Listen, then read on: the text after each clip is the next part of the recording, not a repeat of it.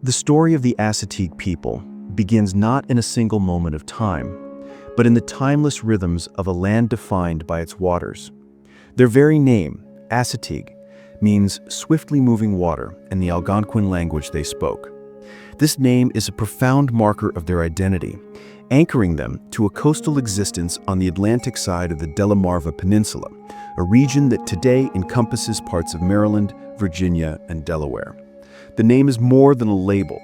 It is a testament to a culture intimately shaped by the ebb and flow of the tides, the currents of the rivers, and the expansive life of the bays. Their world was one of constant movement and adaptation, mirroring the waters that sustained them. A worldview that would come into devastating conflict with the rigid, static concept of land ownership brought by European colonists. The Assateague were an Algonquian people, linguistically connected to neighboring groups through the Nanticoke language. Their culture and economy were inextricably tied to the rich maritime and forest resources of the Chincoteague Bay watershed.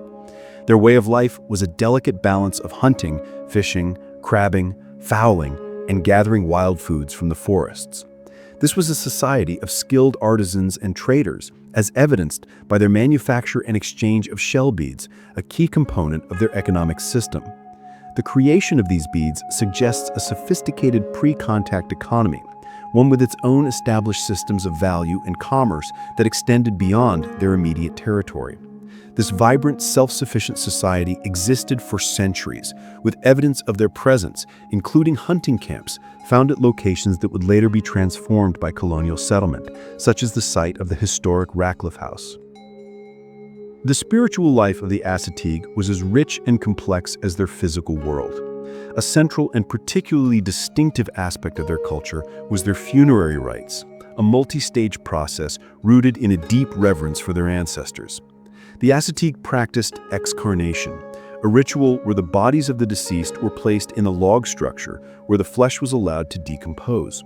After a period of time, the bones were meticulously collected and ceremonially reburied in a communal grave known as an ossuary. This ritual was not merely a way to dispose of the dead, it was a powerful act of collective memory, reinforcing a shared lineage and the continuity of their people across generations. Archaeological excavations on the eastern shore of Maryland have uncovered several of these ossuaries, providing a tangible link to this ancient spiritual practice. The existence of these communal burial sites confirms the historical accounts of their beliefs and highlights a profound spiritual connection to their homeland. This ancestral bond, however, would be violently disrespected by the arriving colonists. Records document that a colonist, Edward Hammond, was accused of stealing Roanoke, Indian money, and animal skins from the tombs of former Indian kings, which were offerings to the dead. This was not a simple act of theft. It was a profound sacrilege, an attack on the very spiritual foundation of the Assateague's ancestral identity. The violation of these sacred spaces reveals a fundamental clash between the indigenous worldview, which saw the land as alive with the spirits of their ancestors, and the colonial perspective, which viewed the land and all its contents as commodities to be exploited. This act of cultural violence, documented in the colonial record itself, foreshadowed the long and tragic history of conflict that would follow. The Assateague people, like many other indigenous groups on the North American continent, found their world irreversibly altered by the arrival of Europeans. Initial contact with Captain John Smith in the Chesapeake Bay region occurred as early as 1608. The early relationship was often described as friendly. However, this fragile peace quickly dissolved as European settlers, driven by a relentless hunger for land, began to encroach on Assateague territory. The fundamental misunderstanding of land as a possession to be owned and exploited versus a home to be shared and honored created a source of perpetual friction. This conflict was not characterized by a single dramatic war, but a continuous systemic erosion of the Assateague way of life. The colonial government's own records from the Maryland General Assembly documented numerous complaints from the Assateague people who were struggling to maintain their subsistence economy. These grievances detailed how colonists' cattle were allowed to roam and destroy their vital cornfields, how animal traps were being broken, and how their timber was being cut without their permission. In some cases, colonists were even building permanent homes within Assateague villages. These seemingly mundane acts of aggression were in fact a systemic campaign of dispossession, slowly but surely dismantling the economic and cultural independence of the Assateague before open warfare ever began. The narrative that emerges from these records is not of two equal nations in conflict, but of a dominant power slowly suffocating a sovereign people. As tensions mounted, the Assateague were drawn into a series of treaties with the Maryland colonial government. These agreements, rather than being a framework for peaceful coexistence, served as instruments of colonial subjugation, formalizing the imbalance of power. The first major agreement, the Treaty of 1662, established an unequal relationship.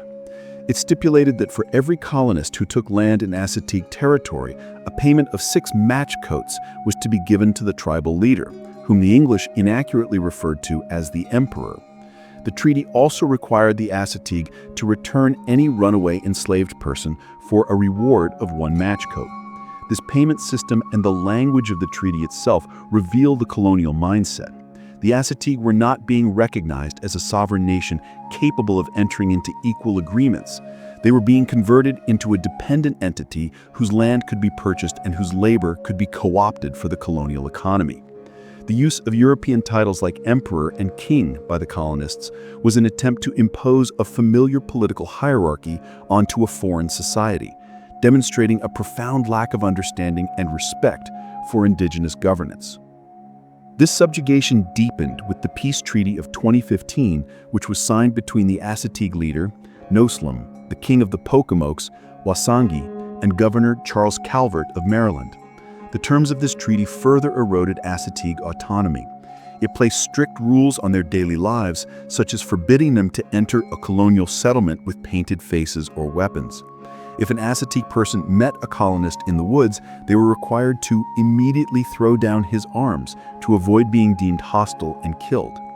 In exchange for the governor's protection, which was now clearly a euphemism for control, the Assateague and the Pocomoke allies were required to provide an annual tribute of 2 bows and 2 dozen arrows to the proprietor of Maryland. The contrast between these two treaties vividly illustrates the gradual but undeniable loss of sovereignty, moving from a transactional relationship to one of near-complete subordination. As a part of this overarching strategy to confine and manage indigenous populations, the colonial authorities forced several peninsular tribes, including the Assateague and the Pocomokes, to consolidate into a single settlement known as Askaminokansen. The settlement, located near modern-day Snow Hill, Maryland, was designated as a reservation in 1686 and had become the largest Indian settlement in Maryland by 1671. This policy of forced consolidation was a deliberate act to sever the indigenous people's ties to their traditional expansive territories, isolating them and making them more susceptible to control and assimilation. The final act in the political dissolution of the Assateague people was a dramatic event in 1742. A plot for a general uprising, instigated by a Shawnee chief named Messawan, was discovered among the Indian population.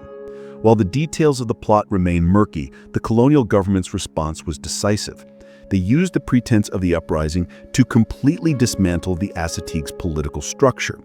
They dissolved the Assateague Empire, making the title of emperor honorary, and placed each Assateague town under direct provincial authority. This act was not a simple reaction to a security threat, but a final calculated move of political erasure. By eliminating their centralized leadership and placing them under direct colonial rule, the government formalized the subjugation of the Assateague and made it impossible for them to function as a unified sovereign nation. The aftermath of this action was a profound scattering of the Assateague people. Much of the tribe, facing a complete loss of their political and cultural way of life, agitated for permission to emigrate. A large portion of the Assateague moved north to the Susquehanna region, where they became tributaries to the Iroquois. Their descendants are believed to now reside in Ontario, Canada. Other remnants of the tribe remained, with one group living on the Choptank Reserve until 1798, and another, who had lost much of their native culture, surviving near the Indian River in Delaware. This diaspora marked the end of the Assateague as a single, geographically and culturally cohesive community. The combination of rampant disease, forced assimilation, and the relentless expansion of colonial settlements had decimated their population and shattered their social structure. The historical narrative often concludes with the dissolution of the tribe in the mid-1700s, with several sources stating that the Assateague no longer exists as a culturally intact tribal community. However, this perspective overlooks the resilience of their descendants and the persistence of their memory. The story of the Assateague is not one of total disappearance, but a complex account of transformation and survival against overwhelming odds. While the historic political structure and traditional way of life were lost, the people themselves did not vanish. Today, there are living individuals who may claim distant Assateague heritage, including citizens of the 6 nations of the Grand River. More directly, modern indigenous organizations in the region continue to honor this heritage. The Maryland Commission on Indian Affairs, for example, serves the interests of Native American communities in the state, including the Assateague Peoples Tribe.